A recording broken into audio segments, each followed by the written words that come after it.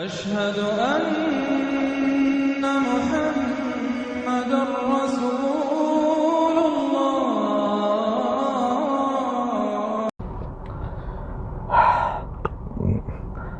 अस्सलामु अलैकुम रहमतुल्लाहि व बरकातहू।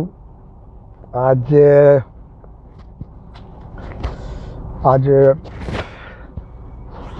8 नवंबर है और जुम्मा का दिन। वीडियो नंबर 5 है। मैं इसलिए बता देता हूँ कि मेरे वीडियो देखने वालों को ये पता चले कि ये किस दिन का वीडियो है, कौन सी तारीख़, और ये दिन, ये तारीख़। और वीडियो नंबर जैसे कि ये 5 है, तो मतलब ये 5 है तो इससे पहले 4 वीडियो और होगी। तो मेरे दोस्तों, मैं चाहता हूँ कि मेरी पूरी वीडियो देखा करें, जैसे टाइम मिले। हफ्ते भर में एक वीडियो देखेंगे तो एक हफ्ते में 6 वीडियो मेरी देख लेंगे। इसलिए मैं 5-6 वीडियो जो भी बनाता हूँ हफ्ते में एक दिन बना के अपलोड कर देता हूँ। तो आप देख लें, आपको पूरा मुसलसल ज्ञान मिलेगा और पॉलिटिकल ज्ञान मिलेगा आपको, देश में हमारा क्या होने वाला है और जो आगे होने वाला है उसको जब आप सुनेंगे, जानेंगे तो पहले से आपके ध्यान में रहेगा। अगर आप जब वैसा काम देखेंगे हिंदुस्तान में तो आपको ये समझ आ जाएगा कि अगर ऐसा हो रहा है तो आगे ऐसा भी होगा और ऐसा भी होगा। तो फिर ये क्यों हो रहा है? ये ऐसा होने के लिए हो रहा है। तो कहानी आपकी बड़ी आसानी से समझ में आ जाएगा। क्योंकि देखो, कल क्या होगा ये किसी को नहीं मालूम, लेकिन उसको मालूम है जिसको वो मालिक बताता है, उसको मालूम है। जैसे कि आपके ये बंदा आपके सामने है, तो अगर मैं आपको कुछ बता रहा हूँ तो ज़रूर अल्लाह ने कुछ मुझे बताया होगा, तभी बता रहा हूँ ना। अपने से बताऊँगा तो मैं अगर झूठा हूँ तो मेरी बात सच हो ही नहीं सकती। अगर मैं सच्चा हूँ तो तभी मेरी बात सच होगी। अगर वाकई अल्लाह ने मुझे बताया तो वो सच्चा है, तो वो सच्ची बात उसकी होगी। तो ऐसा ही है। हाँ, तो मेरे दोस्तों, मेरी पूरी वीडियो देख करके मेरा ज्ञान लीजिए, आपको मालूमात हो जाए कि क्या होने वाला है और कैसे क्या क्या करेंगे लोग, कैसे अधर्मी है, धार्मिक कौन है, अधर्मी कौन है। अधर्मी इस वक्त जो अधर्मी जिसे कहा जाता है वो अधर्मी है वन वर्ल्ड गवर्नमेंट वाले, जो वन वर्ल्ड गवर्नमेंट को सपोर्ट करते हैं, सुपर पावर यूएस, अमेरिकन और उनके सहयोगी। और इसका खास पैदा करने वाला, अधर्म को पैदा करने वाला, इस टीम को पैदा करने वाला एक एजेंसी है जिसका नाम है इल्यूमिनेटी खुफिया एजेंसी। इल्यूमिनेटी खुफिया एजेंसी ये 1771 में आई थी, 1771 में इसकी इब्तिदा हुई थी। बहरहाल हम उतना डीप में नहीं जाएंगे।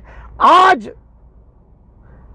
ज़रूरत है दुनिया भर की औरतों को बाज़ार में बिठाने के लिए। तो जब तक के दुनिया भर की औरतों को बाज़ार में नहीं बिठा सकते, जब तक के पाकिस्तान ईरान का खात्मा न कर दें। अब ये तुम अपने जहन में डाल लो कि जब तक पाकिस्तान और ईरान का खात्मा नहीं होगा तब तक दुनिया की औरतों को बाज़ार में नहीं बिठा सकते। अभी देखो कैसे कैसे रेप कर रहे हैं बच्चियों का, और रेप करने वाले को कुछ नहीं होता, बच्चियों को मार के काट के फेंक देते हैं और रेप करने वाला सुरक्षित रहता है। भैया क्यों ऐसा? औरतों के दिल के अंदर डर पैदा किया जा रहा है कि तुम डर जाओ, जो मर्द तुमको कपड़े उतारने के लिए बोले तो उतार दो, नहीं तो मार दी जाओगी। तो डरो, क्योंकि आगे चल करके यही कानून बनाना है, सारी औरतों के कपड़े उतारना है और बाजार में बिठाना है, चाहे वो हिंदू हो, मुसलमान हो, सिख हो, ईसाई हो। उदाहरण के तौर पर एक मुसलमान औरत थी, जब उस पर बुर्का पर पाबंदी लगाई गई तो उसने वीडियो में आके बोली कि हम मुसलमानों को बुर्का उतारने के लिए बोलते हो, धर्म है इसलिए, और वो पंजाबियों को पगड़ी उतारने के लिए बोलो तो पंजाबी भाई तुमको बताएंगे। अब ये वीडियो पंजाबी सुनकर पंजाबी ने वीडियो बनाया तो मैं वो भी देखा, तो पंजाबी बोल रहा है मेरी बहन ने कितनी शेरनी जैसी बात की है, और अगर हमारी पगड़ी का नाम लिया उसने, पंजाबी ने कहा हमारी पगड़ी उतरवा के देखो तो फिर हम तुमको दिखाएंगे। बड़ी बड़ी शेर की तरह दहाड़ कर पंजाबी ने फिर बात किया। फिर मैंने तीसरी वीडियो भी देखी, किसी गुरुद्वारा में एक औरत जब गुरुद्वारा में जाती है तो पल्लू डालती है, पंजाबी औरत थी, उसने पल्लू डाला तो उस पर पाबंदी लग गई। तो वो वीडियो भी मेरे पास है। तो वो वीडियो जब आई तो पंजाबी भाई का शेर की तरह दहाड़ना खत्म हो गया। फिर बोलता है वो हमारी औरतों का ऐसा करोगे तो हम ऐसा कर देंगे, वैसा कर देंगे। लेकिन जो इस बात से उनको समझना चाहिए वो नहीं समझे। देखो, पहले उन्होंने मुसलमान की औरतों पर पाबंदी लगाई कि आप बुर्का नहीं पहन सकती हो। एक सिस्टम से कि भाई आप बुर्का पहन के स्कूल नहीं जा सकते, इम्तिहान में नहीं बैठ सकते, ये नहीं जा सकते, क्लास में नहीं जा सकते, बाद में कहीं भी आप बुर्का नहीं पहन सकती हो, सब जगह बुर्का उतरवा देंगे, ये सिस्टम है। पंजाबी घूंघट काट रही है, उस पर क्यों मना कर दिया? देखिए, अब पहले ये तो कहा गया कि औरत जो है ना, मुसलमान औरत अपनी क्लास में बुर्का ओढ़ के पहन ना जाए, स्कूल के अंदर जाए अपना उतार दे, क्लास में जाए तो उतार के जाए, फिर बाहर निकले फिर पहन ले। शुरू में ये बात किया गया। तो अच्छा, अब एक पंजाबी औरत वो जो पल्लू डालती है वो अपने धर्म के स्थल पे गई, धर्म स्थल पे गई है, वहाँ तुम्हारा कौन सा स्कूल है? वहाँ तुमने उसके पल्लू पर क्यों ऑब्जेक्शन किया? वहाँ तो कोई बात ही नहीं है। वहाँ दूसरे लोग, तुम्हारे हिंदू धर्म के लोगों को जाना आना कोई है ही नहीं, मर्जी है तो जाओ, मर्जी है तो मत जाओ। अब वहां जो पंजाबी औरतें गई वो पल्लू डाले कि ना डाले, तुम कौन होते हो हस्तक्षेप करने वाले? लेकिन पंजाबियों ने ये नहीं सोचा, विनाशकाली विपरीत बुद्धि। उनको ये सोचना चाहिए कि भैया मुसलमानों पे पाबंदी, हम पे क्यों पाबंदी? वहां ये बहाना बताया कि क्लास में नहीं जा सकते, अभी हमको बता रहे कि हम पल्लू नहीं डाल सकते। क्यों नहीं डाल सकते? मतलब ये है कि आप कोई भी औरत कपड़ा नहीं पहन सकती हो, धीरे धीरे आपके घर में भी पहनना वो बंद करवा देंगे। एक भीड़ आएगी घर में, आपके जांच करेगी। अगर आपकी औरतें, कोई भी औरत अगर फुल कपड़ा पहनी है, नंगी नहीं है, तो उसको उठा ले जाएंगे और रंडी के बाजार में डाल देंगे, ऐसे कैद खाने में जहां पर बहुत जबरन जालिमाना जुल्म किया जाता है और मार मार के पीट पीट के रेप किया जाता है, वो उसमें ले जाकर डाल देंगे। और तुम्हारे घर में कोई भी औरत है, दूसरा आदमी आएगा, वो तुम्हारी औरत के साथ तुम्हारे ही घर में सेक्स करने की ख्वाहिश करेगा। अगर किसी ने मना कर दिया, नहीं हम किसी और से नहीं करेंगे, तो तुम्हारे घर के पूरे परिवार पर देशद्रोह का कानून लागू हो जाएगा। पूरा सबको उठा के ले जाके जेल में डाल दिया जाएगा, जहां आपको मारा जाएगा, काटा जाएगा, मर्द को और औरत को उसका रेप किया जाएगा, जबरन और जालिमाना रेप किया जाएगा, मार काट वाला। क्या करोगे आप? इस बात को समझो कि ऐसा ये क्यों कर रहे हैं, क्योंकि धीरे धीरे धीरे धीरे ये अधर्म का कानून लागू कर रहे हैं। वन वर्ल्ड गवर्नमेंट का कानून लागू कर रहे हैं। वन वर्ल्ड गवर्नमेंट जो इल्यूमिनेटी खुफिया एजेंसी है, इसके बारे में, अधर्मियों के बारे में बाइबल में लिखा हुआ है। क्रिश्चियन बयान करता है कि उस पेशन गोई को बयान करता है कि अधर्मियों को मकसद है, उनको कहा गया है कि पवित्र लोगों से लड़ो और उन पर जय पाओ। मैं ये वीडियो भी डाल दूंगा और वो पोस्टर भी डाल दूंगा, आप YouTube पर सर्च करके देख लो। तो पवित्र लोगों से लड़ो और उन पर जय पाओ। तो जितने भी औरतें खुद को पर्दे में रखती हैं, पल्लू डाल, जैसा भी उनका मजहब हो, तो गैर मर्द से सेक्स नहीं करती हैं, सिर्फ अपने पति, अपने शौहर से सेक्स करती हैं, तो इन सब लोगों से लड़ो और इन पर जय पाओ, यानी इनको हरा दो। अगर कोई लड़की कह रही है मैं पल्लू डालूंगी, नहीं मत डालो, इनसे लड़ो। बुर्का ओढ़ेगी, नहीं मत पहनो, लड़ो इनसे। तो ये अधर्मी उनसे लड़ेंगे, ये वही है। तो अधर्मी लड़ेंगे, यही लोग अधर्मी हैं जो लोग बुर्के पे पाबंदी लगा रहे हैं, जो लोग दूसरी औरतों पे पल्लू डालने पर, घूंघट काटने पर पाबंदी लगा रहे हैं, शर्माया का जेवर पहनने पर पाबंदी लगा रहे हैं, ईमानदारी धार्मिक रास्ते पे चलने पर पाबंदी लगा रहे हैं, मंदिर भी तोड़ रहे हैं, मस्जिद भी तोड़ रहे हैं और तमाम मस्जिदों पे बुलडोजर चलाया जा रहा है। सब इसी आधार पर। कुछ हद तक 90% तक या 75% तक जब मुसलमान खत्म हो जाएंगे तो टोटली हिंदुओं के भी मंदिर पे बुलडोजर चलेगा। इसी तरह ये तो साम दाम दंड भेद का कानून है, पहले इनको मारो, इसी हिंदू को इस्तेमाल करके, फिर जो मुसलमान बचेंगे वो तो अधर्मी हो जाएंगे, फिर वो सबको लेकर के हिंदुओं के मंदिर पे बुलडोजर चलाना है। सब ऐसा ही है भाई। हमारा काढ़ा भी खत्म हो गया, तो फौज लगा के, पुलिस लगा के, फिर सब मंदिरों में भी बुलडोजर चलेगा, सब कुछ होगा। तो मेरे दोस्तों, एक के बाद एक का नंबर आएगा। तो यही वो दौर है, यही वो वक्त है। अभी आप देखते जाओ, नज़र जमा के बैठो। अभी ईरान भी जिंदा है, पाकिस्तान भी जिंदा है, और ईरान पाकिस्तान का हिंदुस्तान से कोई लेना देना नहीं है। अभी पाकिस्तान वैसे कमज़ोर है, वैसे आटा, ताल, तेल, नून, लकड़ी के लिए मोहताज है, लेकिन वो बात अलग है। लेकिन अब आप देखते जाओ बस कि पाकिस्तान और ईरान का कोई पंगा अभी इंडिया से नहीं है, लेकिन अभी वो पूरी कोशिश कर रहे हैं कंट्रोल करने की, ईरान को नहीं कर पा रहे हैं। वो पूरे गल्फ के पेट्रोल पे कब्जा करना चाहते हैं, वो नहीं कर पाएंगे। इधर हिंदुस्तान को उठा करके पाकिस्तान से लड़वाएंगे और हिंदुस्तान से 2 न्यूक्लियर मिसाइल ईरान पे मरवाएंगे। ये काम के लिए मैंने 2016 से हिंदुस्तान के कानून वालों को मैंने इसकी इन्फॉर्मेशन दे दी है। मेरा लेटर वहाँ पर मौजूद है, मैंने जा कर के दिया है, मैं खुद जा कर के किया है। और वहाँ से मुझे इंटरव्यू के लिए बुलाया गया था SBI CID ब्रांच में। मैं 9:30 बजे से 1:45 बजे तक कंटिन्यूस इंटरव्यू दिया हूँ, बराबर बात किया हूँ इस पर, मैंने उनको समझाया है। तो आज कोई नई बात नहीं है। तो मेरे दोस्तों, ये ज्ञान मैं पहले दे चुका हूँ भारत को, लेकिन अब ये होने वाला है। अब आप देखते जाइए 25, 26, 27, मैंने 24, 25, 26, 27 को बहुत खतरनाक बताया था, और हर वीडियो में अभी भी वो जो थंबनेल जो है वो वही है। तो आप देखिए कि अब हिंदुस्तान की सरकार कब पाकिस्तान पे हमला करने की तैयारी करती है। जब आप हिंदू मुसलमान का जोर ज़्यादा समझ लो, तब समझ लेना कि अब ये कुछ करने वाले हैं, ताकि हिंदुस्तान का एक एक बच्चा ये कह सके कि भाई आप पाकिस्तान पे हमला करो। और कुछ धूम धमाका वो खुद ही करेंगे और कहेंगे देखो देखो मुसलमान धमाका कर रहे हैं। मुसलमानों की मदद कौन कर रहा है? पाकिस्तान। लिहाजा बच्चा कहेगा पाकिस्तान को मारो। तो वही प्रोपेगेंडा करके वो सब तैयारी होगी।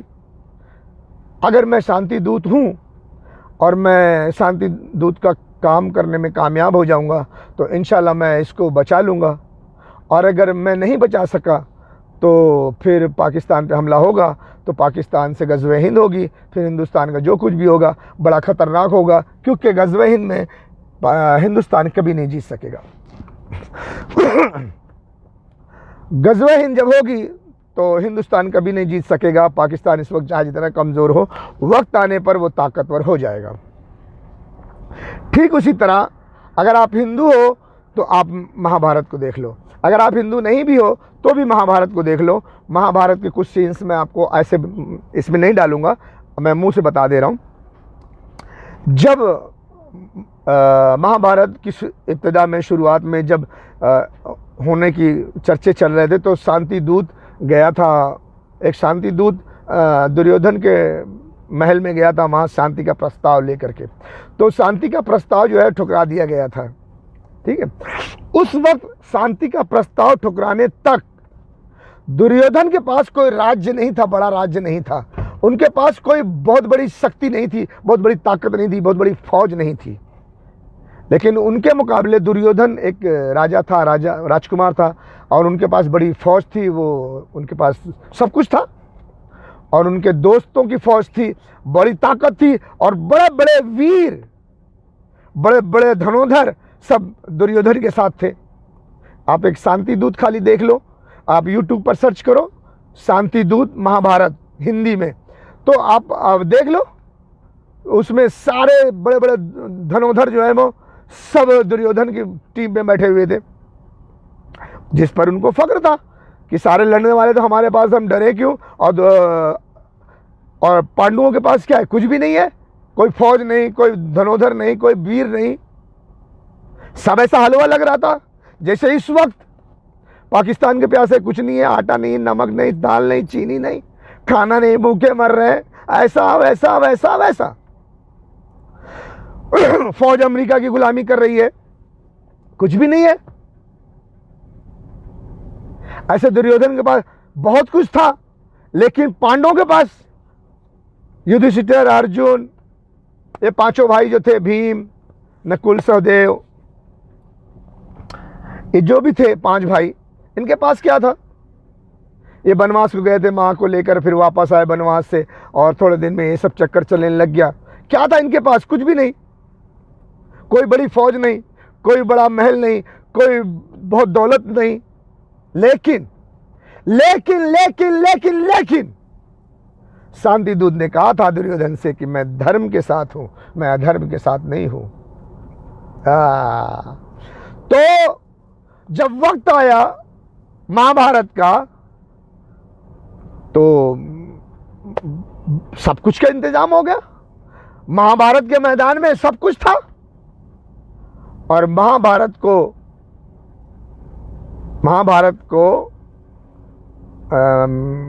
अभी शुद्ध हिंदी नहीं आती मुझे, चलो कोई बात नहीं। महाभारत में जो टीम जीती, जो विजय प्राप्त हुई, वो पांडु। जो पराजय हुए वो दुर्योधन। दुर्योधन के पास जब के वक्त पर महाभारत के टाइम पर कौन सी, मैंने अभी नाम लिया था भूल गया मैं, नैनी फौज या कौन सा, वो कृष्णा जी की फौज भी उन्हीं के साथ थी, वो सब उन्हीं के पास थी। जो बड़ी फौज थी वो भी दुर्योधन ने ले लिया था। दुर्योधन के जो बड़े बड़े दोस्त थे, बड़े बड़े फौज लेकर आए थे, वो सब दुर्योधन के साथ थे। बड़े बड़े धनुर्धर दुर्योधन के साथ थे। और पांडवों के साथ छोटे मोटे चूठे बुट्ठे।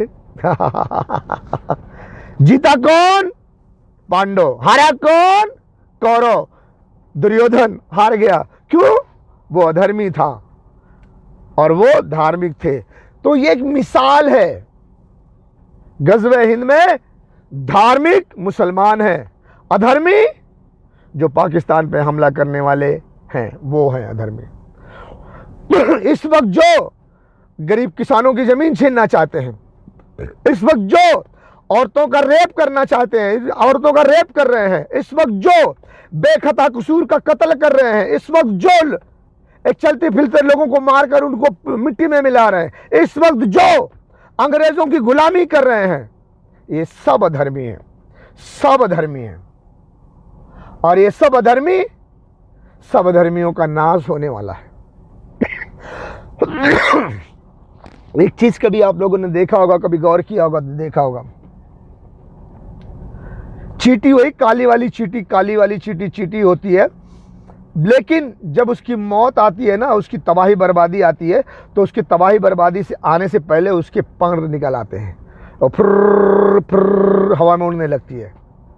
पर वो चींटी नहीं जानती कि ये जो मेरे जो पर निकल आए हैं फिर फिर उड़ रही है, वो इस बात की निशानी है कि मेरी तबाही बर्बादी होने वाली है। कहावत है ना, कहावत नहीं सही भी है। चींटी की जब तबाही बर्बादी का दिन आता है तो उसके पर निकल आते हैं। मैंने देखा भी है चींटी को पर निकलते हुए। एक दिन मैं जा रहा था सुबह के वक्त, सुबह नहीं सॉरी, तकरीबन 4-5 बजे थे, हल्की बारिश हुई थी, फिर धूप निकल आई थी, तो चींटियाँ अपने बिल से निकल के पूरी फैल गई थी, उनको पर निकल आए थे, वो ऐसे ऐसे उड़ रही थी। मैंने थोड़ा खड़े होकर देखा कि लोग कहते हैं जब चींटियों की बर्बादी आती है तो उसके पर निकल आते हैं, चींटी की जब मौत आती है तो उसके पर निकल आते हैं। मैंने देखा हाँ पर तो निकले हैं, लेकिन दूसरे दिन फिर खेल कूद के मैं घर चले गया। सुबह में उसी रास्ते से मैं पैखाना के लिए जाता था, खेत में तालाब के किनारे थोड़ा घर से बाहर, तो उसी रास्ते से गया तो उस बिल के पास देखा तो कल तो यहाँ बड़ी चींटी उड़ रही थी, बड़े बड़े पर थे, ये चींटियाँ हवा में उड़ रही थी। लेकिन जब मैं ज़मीन पे देखा तो सारी चींटियाँ मुर्दा पड़ी हुई थी, बहुत सारे पर पड़े हुए थे, बहुत सारी चींटियाँ मुर्दा ऐसे पड़ी हुई थी। बोला अरे वाह, कल मैं देखा था तो बड़ी फुर फुर कर रही थी, आज तो सब पड़ी है कचरे की तरह। हाँ, यही अंजाम होगा जालिमों का। ये जब पर निकल आए थे इनको तो बड़े फुर फुर कर रही थी चिड़िया, फिर उस वक्त ये चिड़िया नहीं सोच रही थी कि अब मेरी बर्बादी का वक्त आ गया है, मौत का वक्त आ गया है, तबाही का वक्त आ गया है, अब हम खत्म हो जाएंगे। तो पर निकलने पर बहुत अपने आप को होशियारी नहीं करना चाहिए। मुझे पता है बहुत सारे लोगों के कंधे पर सुपर पावर ने हाथ रखा हुआ है, तो वो चींटियों की तरह उड़ रहे हैं, उनके पर निकल आए हैं, फुर फुर फुर फुर उड़ रहे हैं, लेकिन उनको पता नहीं है थोड़ी सी देर के बाद सूरज ढल जाएगा और सुबह जब होगी तो लोग देखेंगे अरे चींटियाँ जो पर लगे थे कहाँ गए, सब मुर्दे पड़े हैं, इनकी चींटियों के पर सब ऐसे पड़े हुए हैं, कहाँ है वो चींटियाँ, सब मर चुकी हैं, पर कहाँ है, सब मर चुके हैं, जिस्म से अलग हो चुके हैं, कचरे में पड़े हुए हैं। तो यही अंजाम होगा जो इस वक्त लोग हवा में उड़ रहे हैं। देखिए गज़वे हिंद में हिंदुस्तान हार जाएगा। जैसा कि दुर्योधन के पास भी बड़ी बड़ी फौज थी लेकिन वो हार गए, इसी तरह कौन थी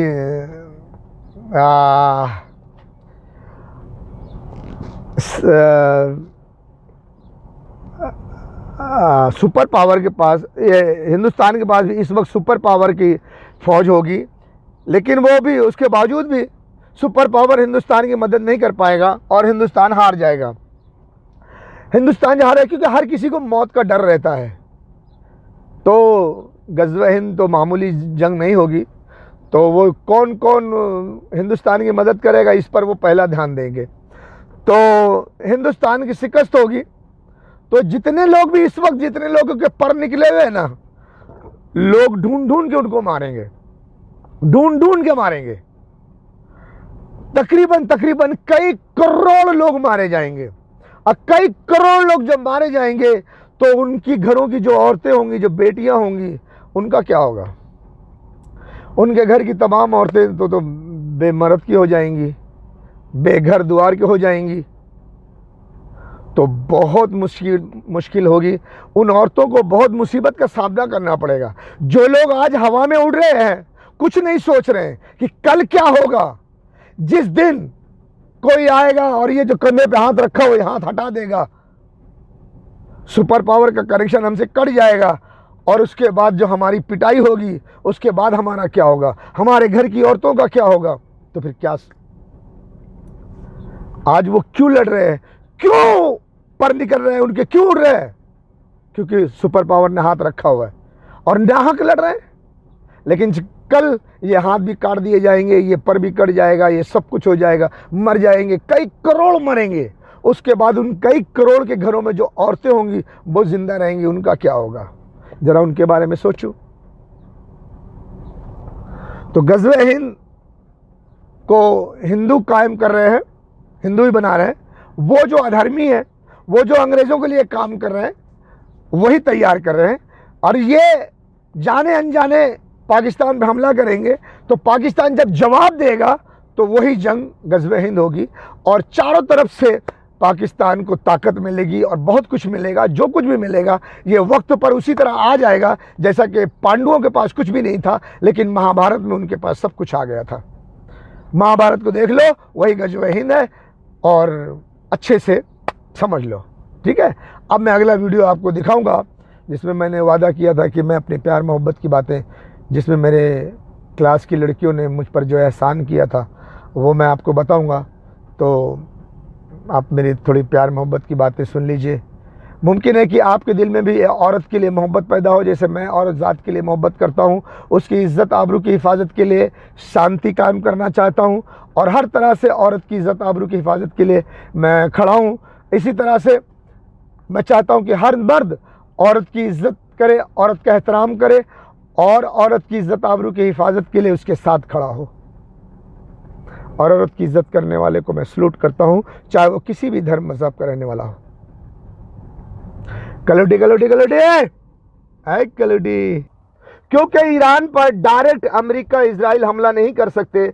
अगर वो करते हैं डायरेक्ट ईरान पर हमला, तो ईरान पहले फुर्सत में इजराइल का नामो निशान मिटा देगा। इतनी मिसाइल्स उसके पास, इतने हथियार हैं, और वो इजराइल भी जानता है, अमेरिका भी जानता है, ब्रिटेन फ्रांस सभी जानते हैं, ऑस्ट्रेलिया भी जानता है।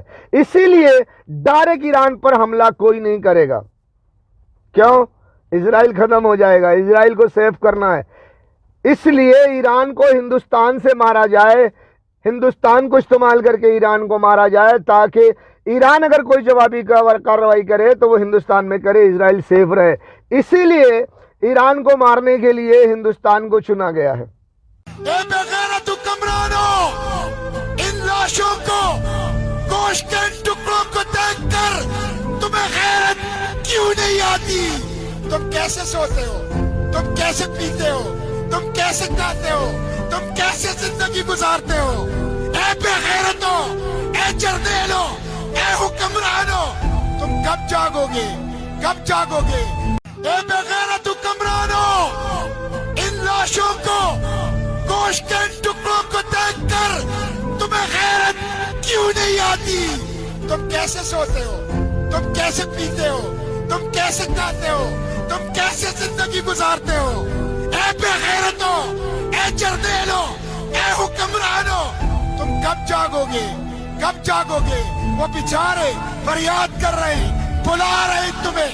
कोई हाफिज कुरान आर्मी चीफ साहब, रसूलुल्लाह की उम्मत कट रही है, लोग उनके आज़ा के टुकड़े चादर में समेट रहे हैं। तुम अपने एटम बम और मिसाइलों के साथ तमाशा देख रहे हो। हमसे बर्दाश्त नहीं हो सकता, हम ये नहीं देख सकते, हम ये बर्दाश्त नहीं कर सकते।